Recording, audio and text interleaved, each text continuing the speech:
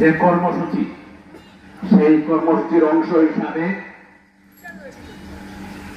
আজকে সিলেটের অন্তর্গত জকিগঞ্জের এই সদর ইউনিয়ন বিএনপি 31 দফা কর্মসূচি জনগণের মধ্যে পৌঁছে দেওয়ার জন্য আজকের এই অনুষ্ঠানের সংগ্রামী সভাপতি অত্র সদর ইউনিয়ন অংশগ্রহণ করব। নির্বাচনে অংশগ্রহণ করলে অবশ্যই বাংলাদেশের মানুষ বিএনপি ক্ষমতা দিবা, আমরা সেই বিশ্বাস নিয়ে হাম করিয়া এতে সর্বোচ্চ আমরা ত্যাগ স্বীকার করিয়া এই দলে ক্ষমতা দেওয়ার লাগে। আমার সবচেয়ে বড় পাওয়া হইব আমার ভারপ্রাপ্ত চেয়ারম্যান দেশনায়ক জনাব তারেক রহমান যদি বাংলাদেশের প্রধানমন্ত্রী হয়, আমার এর চেয়ে বড় চাওয়ার আর কিছু নাই। তাই যদি প্রধানমন্ত্রী হয় আমি মনে করি আমি সবচেয়ে বেশি খুশি হই। কারণ আমি তার লগে টুকটাক যোগাযোগ টুকটাক চলাফেরা করছি এবং তাই জানছি ভালো করে জানছি তাই মানুষটা এবং মনে করি রাজিয়া হইয়া আপনারা নেই। তাই যদি ক্ষমতা পায় বাংলাদেশের মানুষের হাসি ফুটানোর লাগে চেষ্টা করবা।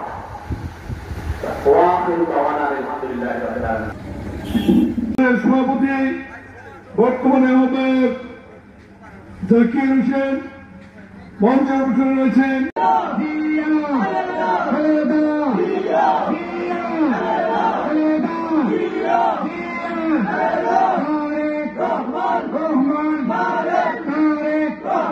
এই জকিগঞ্জ খেলাঘাটে কোনো নেতা আছে? 5 আসনে দামের শীষে কোনো কান্ডারি আছে? কোন শব্দ নেতা আছে?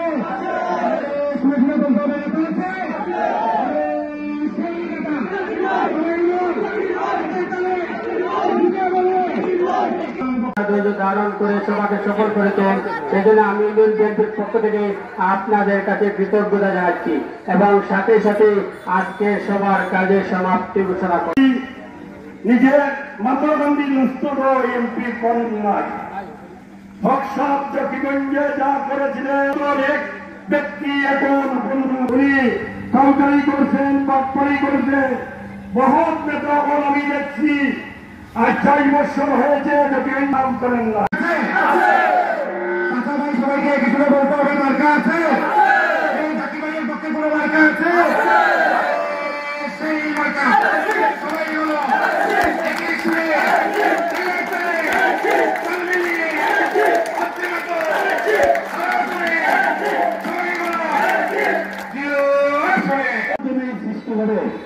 আপনারা সবাই এক একজন বিএনপির কর্মী হয়ে আপনারা আপনাদের এলাকায় ধানের শীষের দুর্গ গড়ে তুলতে হবে।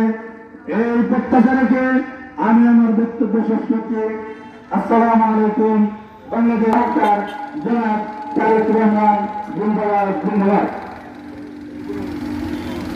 সংগ্রামী উপস্থিতি, এ পর্যায়ে বক্তব্য নিয়ে আসার জন্য আমি অনুরোধ করছি জকিগঞ্জ পৌর ছাত্র দলের সংগ্রামী সদস্য সচিব জনাব আব্দুল সালামকে। জন্য অনুরোধ জানাচ্ছি জনাব ফয়জুল আহমদ সাহেবকে। জনাব ফয়জুল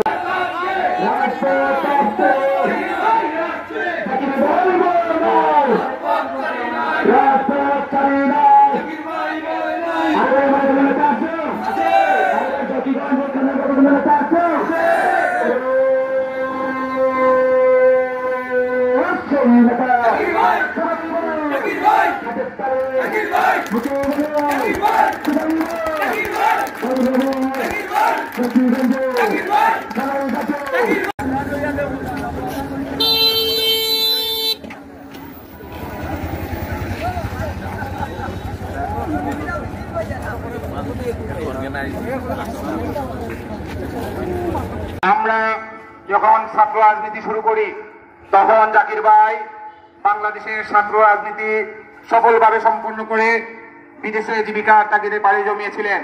কিন্তু বিদেশে যেও বিগত দিনে যখন উনি সংযুক্ত আরব আমিরাতের বারবার দায়িত্ব পালন করেছিলেন তখন এই বিএনপি